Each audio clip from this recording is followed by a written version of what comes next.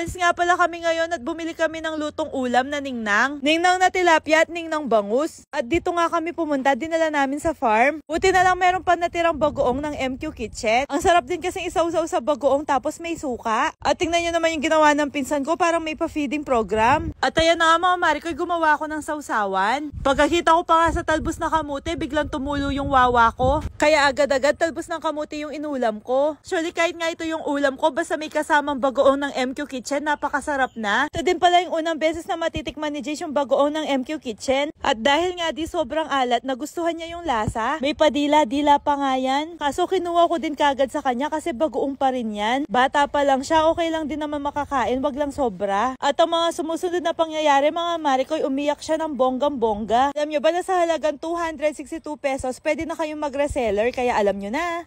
Tara mga Marikoy, samahan niyo ako makipag-away. Ayan na nga yung mga kaaway ko, yung mga damo-damo. Kukuha kasi ako ng bulong apalya, kalat-kalat lang dito pero sobrang sarap nito. Gigisa mo lang sa sardinas tapos lalagay mo na to, sobrang sarap na tapos sobrang masustansya pa. Kumuha na rin pala ako ng talbos ng kamote. Ito naman, papakuluin mo lang sa tubig tapos pwede mo nang ulamin. Alam nyo ba nung bata kami, lagi kami nag-uulam ng ganyan. Kayo ba mga Marikoy, nakakain na ba kayo ng ganito? Sobrang sarap lalo na kung papartner mo sa mainit na kanin. Lagi nyo din palang tinatanong kung may mga animals dito. Ayan na nga, nang istorbo ako ng manok, kumuha ako ng itlog. Dami po silang alaga dito, di ko lang nabibidyohan kasi madalas sinahabol kami. At ayan na nga, napagdesisyonan na ng ate ko na pakainin na sila. At itong dalawang to, nauna pa nga sila sa pila. Tapos sumunod naman itong si Matapang Nami. Mapapansin nyo mga Marikoy, malayo kung binibidyohan yung ate ko. Kasi nga, pag nakita ko ng mga yan, hinahabol ako, kala nila inagawan ko sila ng pagkain. Tatanong nyo din pala kung nasan si Jace, natutulog po siya. Every weekends po, madalas nandito kami. O diba, ganyan kadami yung mga alaga nila dito. Eto naman yung mga tanim ng tatay ko, yung mga kapaya, ang daming bunga. At pumitas na nga ako ng isa, alam nyo ba, sobrang sarap nito, matamis.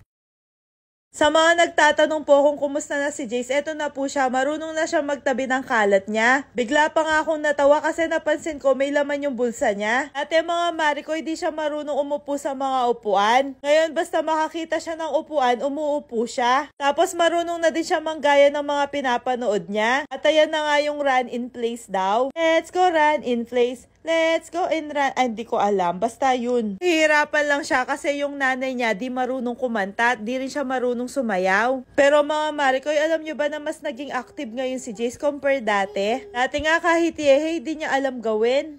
Yay! Yay! Very good! Good job! Good job! High five! High five, mama! High five! Bye bye! Yay!